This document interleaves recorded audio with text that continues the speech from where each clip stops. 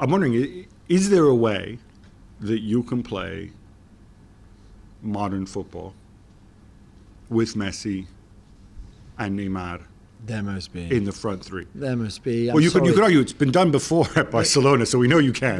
But you put Guardiola or Klopp in charge of that team, and it's a very different team. I'm convinced of it.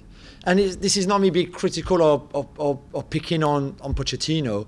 I'm super disappointed by what he's done or not done in 11 months that he's been at the club. I'm really disappointed. But and maybe he's got his reasons, maybe there's circumstances, maybe he doesn't feel he can work the way he wants to because it's a very special club in the way it's run and all of that. Okay, I get it. Tuchel was in a way quite similar, but I'm still very disappointed. I still think there's more to do. And I'm not just saying asking Messi to run and press and press and press. There's the stats, the amount of sprints made by the City players last night, it's 164. Yeah. The sprints made by PSG is 110. So already you can't, I get that. And it's like 50% more. Yeah.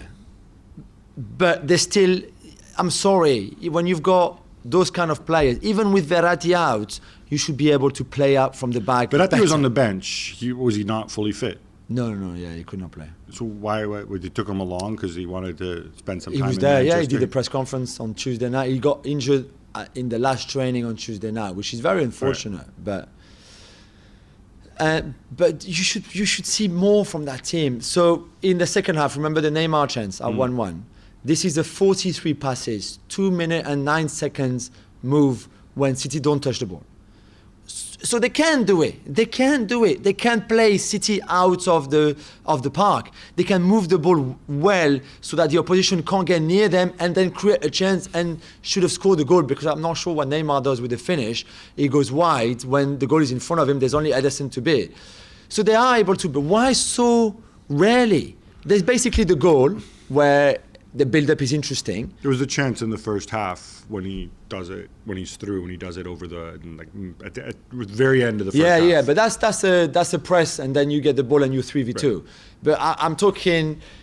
Stones, I think, give the ball away. Yes, exactly. But in a placed attack where you've got the ball for a length of time against City, they did it, but only twice. And I really struggle. I struggle with some of the substitutions, taking Gay off to bring Di Maria and unbalancing even more a team that is already unbalanced at 1-1. I'm assuming at that point, though, he said, let's go and win the game. Why? I don't know. Because the draw does him no good, right? Well, the draw, you still have a chance in the last game. Well, because you think City are going to lose to... Well, they go away at Leipzig and you're home to Bruges. I know who has the more chances to win. I know, but Jesse Marsch will be back for that game. Yeah, and when he's there, it's not the same. No, but I don't know. I was disappointed. And see, what I struggle with, and this is the age-old thing, and over the years I've had the opportunity to discuss this with a number of managers, right? The whole eternal conflict of football, the individual versus the system. Yeah. And, the reality is Neymar and Messi, everything that you do to put them in a system takes something away from them as individuals. Now, it doesn't mean that it's a bad idea, because you could make the same point, frankly, look at many of City's players, right? You could make the same point about Foden, about De Bruyne, about Mahrez. But it's so hard to get that balance right. And I look at Pochettino and I look at the players he's worked with before. Even as great as his City teams were, the most talented, creative individual that he had on his really good Spurs teams was Christian Eriksen, right? Yeah. Everybody else is more, I'm not saying he's just like a foot soldier, but it's Son, it's Kane, it's people who execute what they do and follow instructions. So in some ways, I think that's a lot easier. Here, where you have two people who are so creative and you want to give them license, it's so hard, I think, to know how to give the right level of license. Yeah. The other thing with Messi is, as I mentioned before, they're both from Rosario and whatever, Messi arrived, mid-July? No, later. Yeah, no, early August, 10th of August. 10th of August, sorry. I mean, you didn't have any time to work with him. You've lost him for 3 international breaks. Yeah, no, but it's Messi. Why are you still playing him wide? I don't understand. He can't run that like he used to be. He can't be the right winger that he used to be. This is not. There's a couple of sort of half counter-attacks in the game against City, where you see he doesn't have the pace he used to have, even running with the ball.